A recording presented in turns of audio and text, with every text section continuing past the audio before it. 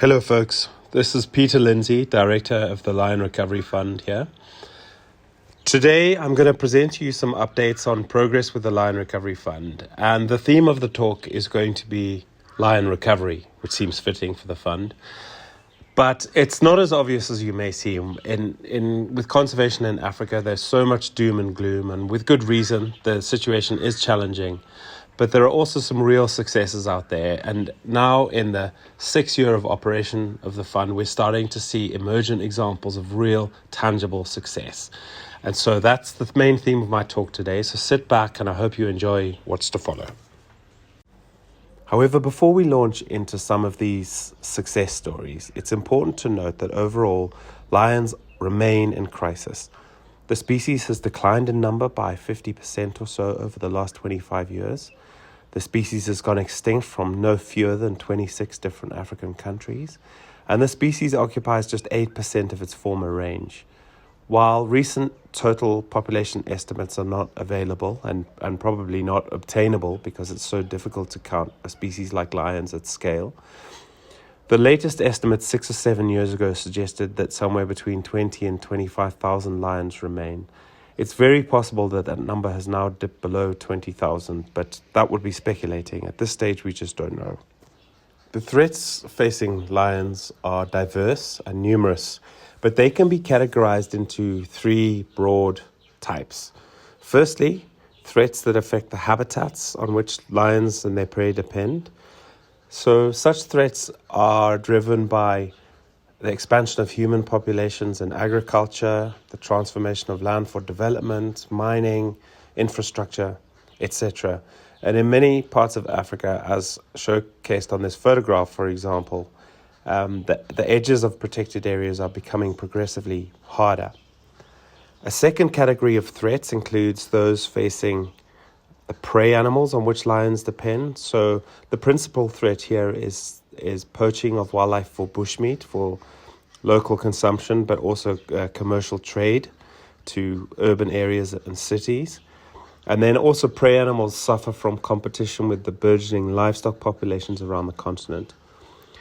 And then thirdly, there are threats that cause direct mortality of lions themselves. So for example, as showcased in this photograph here, lions are killed in retaliation for depredation of livestock. There are various cultural and ritual killings of lions, and then lions are increasingly poached for their body parts, and in many cases they're caught in snares that are set for other animals, so the lions are caught incidentally and killed. Things are set to get much tougher for Africa's lions and other wildlife in the coming decades. The human population on the continent is growing rapidly, and indeed virtually all future human population growth in the world is going to occur in Africa, at least during the coming decades. Demographers estimate that the human population by the end of the century will be between 2 and 4 times larger than it is today. This will place a major squeeze on space for wildlife and for conservation. And at the same time, the continent will continue to face severe developmental challenges, governance challenges, poverty-related issues, food insecurity, in some cases civil instability. And against this backdrop, African governments will sometimes struggle to prioritize conservation in the face of an array of competing needs for their populations. And this is completely understandable. So it is going to be a very difficult time.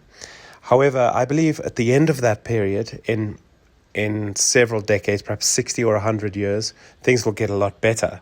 Human populations will stabilize and eventually even decline. Governance will improve. Poverty will decline.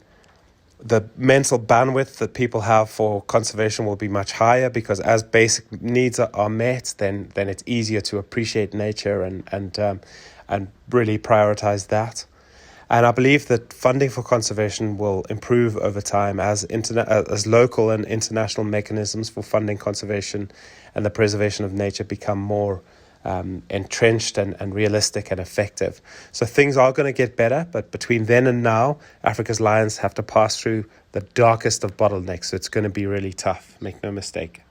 So the future of Africa's lions really does rest on our shoulders. That is our generation and the 2 or 3 generations that follow. During this most difficult of phases for conservation in Africa. It's the efforts that we make now that will determine what is left to conserve when we pass through the bottleneck into the brighter times that will undoubtedly follow. So it really is a big job on our shoulders. Against this challenging backdrop and the daunting prospect of several very tough decades for conservation in Africa, there are nonetheless some really encouraging success stories emerging. In addition, there are some real reasons for optimism that we can't forget. Firstly, Africa has set aside a truly vast area network of conservation areas, massive and iconic wilderness areas, and it often occurs to me that if we were in a position where these areas didn't exist and we had to approach governments and request that they set aside these enormous areas, what a completely impossible task that would be. But the fact is, we already have these areas on the continent, and they're enormous and they are sufficient to conserve lions very effectively. So that's the first thing. The second thing is that the political will for conservation in Africa is very strong. African governments do recognize that wildlife is one of the comparative advantages that the continent has over the rest of the world, because nowhere has the iconic, charismatic wildlife that Africa does. And so that's really important. And then lastly, the inherent biological characteristics of lions themselves is a huge advantage. If you protect lions, their prey and their habitats, they're able to recover very, very quickly. And if we to compare them, for example, to species such as rhinos or elephants, the big advantage is that if you give them space and protection, lion numbers can rebound very quickly. And we're seeing this in some of our sites that the LRF is supporting. Now, in the 6th year of operation of the Lion Recovery Fund, we're starting to see some very positive signs of lion recovery within the portfolio of projects that we support. There are 26 different sites within the portfolio where lion monitoring is up to date enough to be able to give an accurate and recent indication of lion population trends. And of those sites, lions are either stable or increasing at 81% of sites, which is incredibly encouraging. Next, we're going to provide some insights into emergent examples of success within the LRF portfolio, including examples from West, Southern and East Africa. First up is Dr. Philip Henschel, who runs the Panthera project in Neocolocoba National Park in Senegal. This was the first project that the LRF ever supported, and remains a very important project for the fund today. Hi everybody, I'm Philip Henschel, the Western Central Africa Regional Director for Conservation NGO Panthera. We're here today in the Neocolocoba National Park in Senegal, which is West Africa's second largest national park at 9,000 square kilometers. This park harbors one of only 4 lion populations remaining in West Africa, and it also harbors West Africa's very last population of African wild dogs and the last population of the Western giant eland. We first came here in 2011 to assess the status of the lion population and found that, shockingly, only 10 to 15 individuals survived in this park. This is when we took the decision to come back to this park with the Park Support Program to help the local park authorities, DPN, to conserve the lions in this park and all the other species better, and to restore the populations to carrying capacity of this system. The Lion Recovery Fund, or LRF, was one of the first donors in this endeavor and has accompanied us since then. Through LRF work that we were able to expand from the project pilot area, which covered about 25% of the park, to the remainder of the park, and add 2 permanent patrol teams that we now fund and that are really in this park 24/7 to get the poaching under control. We started with 10 to 15 individuals. We now think that there are about 40 individuals in the park. Last year, our field teams recorded 5 breeding females, and so there's good population recovery at the moment. We really hope that this trend continues and that we can restore the lion population of this fantastic park to carrying capacity. We believe this park could harbor 200 to 250 lions, and this is really just possible to achieve with your support, with the support of the LRF.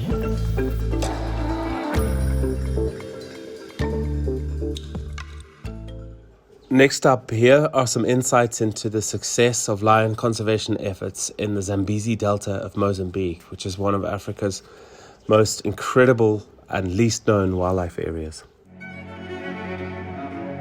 After 30 years of civil war, the Zambezi Delta ecosystem was left almost devoid of mammalian life. a monumental effort has been made to restore what was lost.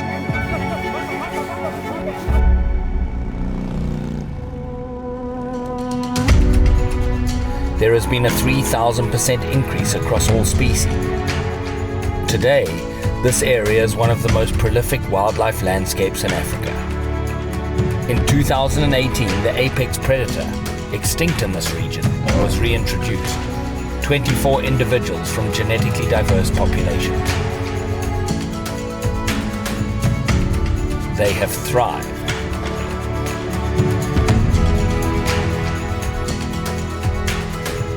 A dedicated scientific team has been closely monitoring the population, and family trees have been maintained, along with lessons learned about reintroductions into open systems.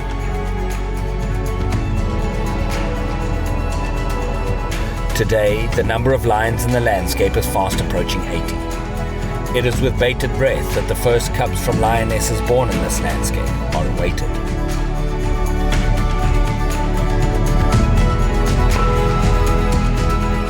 The Lion Recovery Fund has engaged with the landscape to help expand the protective measures and community development beyond the immediate boundaries.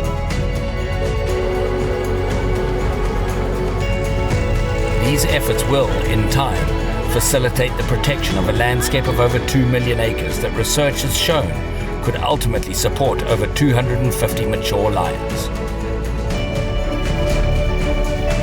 This is conservation. This is action.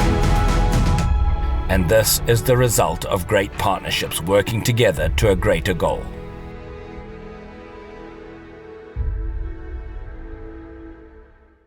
Next up, we provide some insights on lion recovery in the epic Kafue National Park of Zambia.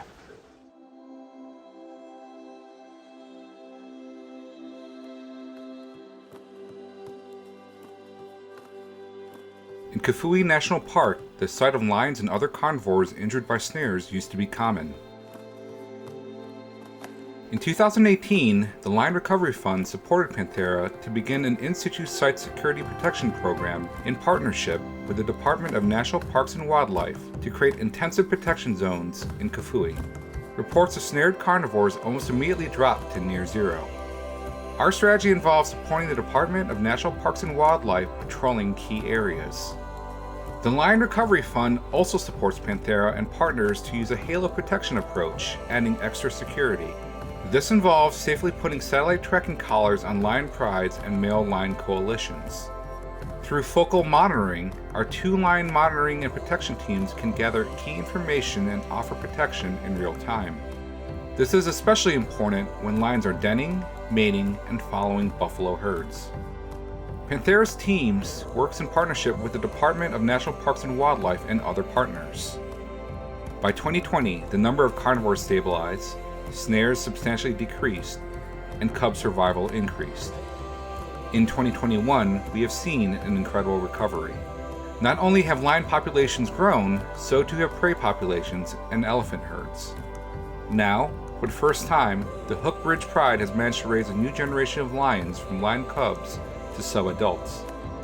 Thanks to the ongoing support of the Lion Recovery Fund, Panthera has been able to be innovative and operate at a scale to protect and recover lions in one of Africa's largest national parks. It has worked, and the next generation of lions are poised for a strong comeback. This project was made possible through the support from the Lion Recovery Fund and our partnership with the Department of National Parks and Wildlife. To learn more, visit panthera.org/cat/lion.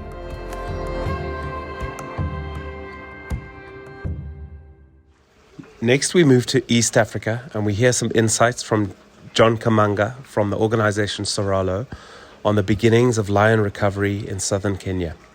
My name is John Kamanga, the director of the South Rift Association of Landowner Soralo. Soralo is a community-based organization that works to preserve the spaces for wildlife. We work particularly to see the space that is occupied by lions expanded, but also try to increase their numbers. We do that by engaging communities. We are very grateful for the support that LRF has given us in the last couple of years to be able to expand our work. Through this support, we've been able to triple the space that we've been working in the southern rift of Kenya. But within that period of time, we've seen an increased number of lions in that same space, but also the level of tolerance between, with communities when there are cases of retaliation really going down. We really appreciate this relationship, and we only hope that we can continue so that we can continue to preserve the space and increase the lion population in the southern rift of Kenya. Thank you. The projects that the Lion Recovery Fund supports are diverse, but they are beginning to show and demonstrate that we have the tools that we know that can effectively conserve lions. We just need to raise enough funding to deploy them at sufficient scale to secure the future of the species. Make no mistake, the task ahead is gargantuan, but with your support, we can make a massive difference in helping to secure the future for the king of the beasts.